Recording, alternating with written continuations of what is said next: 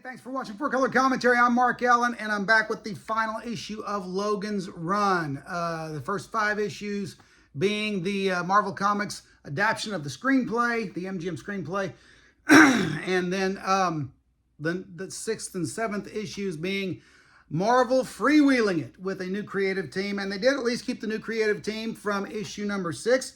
John Warner, writer, Tom Sutton, artist, and got back the great inker Klaus Janson, okay, for this one issue, for this final issue.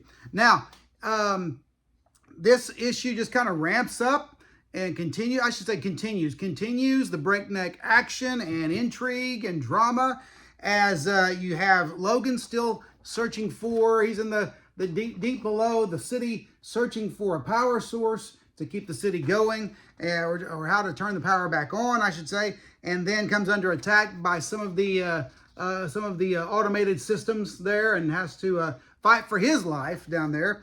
And then simultaneously, you have an attack by those crazy kids from Cathedral, okay, who are hyped up on the drug muscle, and led by Billy, who's just a ravenous, bloodthirsty young man who all he seems to want to do is kill, maim, and destroy. He enjoys taking out that knife and hacking and slashing at people. And so, even though this was the last issue, and this being the Bronze Age, creators didn't necessarily know while they were working on the last issue that it was going to be the last issue. Okay, but you have some continuing characterization going on here. There's a girl who's part of the Cubs, the kids. They call them the Cubs. I'm not sure what the age range is on these, if they go up into their teens or not. I would say so, up to probably, I don't know, 16, 17.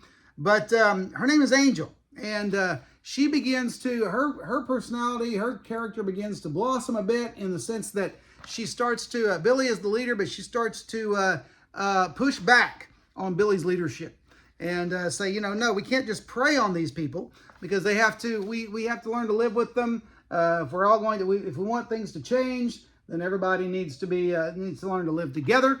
And so there's some good characterization going on. There's also the continued animosity between the Sandman, the rest of the Sandmen, and Logan, who they don't consider a Sandman anymore and consider him kind of a traitor in the sense that he became a runner. All right.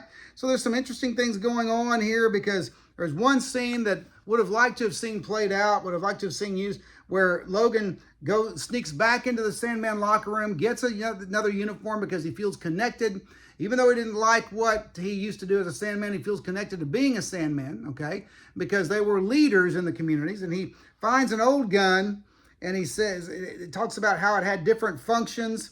Web, drill, rip, flash, and cloud. I would have loved to have known what each one of those cartridges did. But anyway, just kind of interesting. And again, Tom Sutton does a great job on the pencils. And Klaus Janson, of course, always a great inker.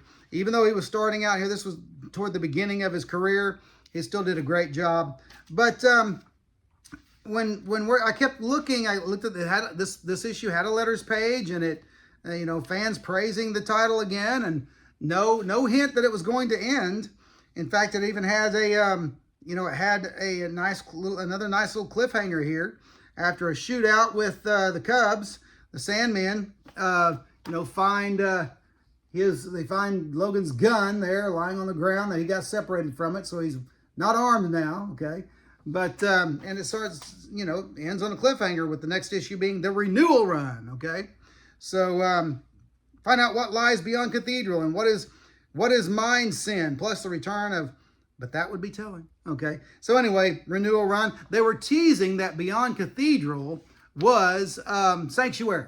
And so anyway, they had plans, but because of, I'm sure, low sales and such as that, and once I'm sure that once issue 5 hit the stands, that readership for issues 6 and 7 probably dropped off big time, especially due to George Perez. I would say due to George Perez leaving. I remember letters pages about George Perez's pencils, either in Fantastic Four or Avengers. Fans loved him from the beginning, and so most fans. And so But Logan's Run is still a worthy, worthy purchase. If you can find it for a good price, go out there and get it. It's fun. It's a fun book.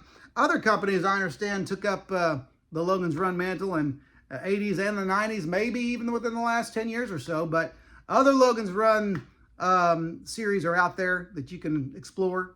And, I don't think that I will. I think I'll stick with the good old Marvel. But that's just me. But anyway, that's it. Logan's Run number 7. Hey, listen, if you haven't, don't forget to subscribe, like, subscribe, and comment, especially comment.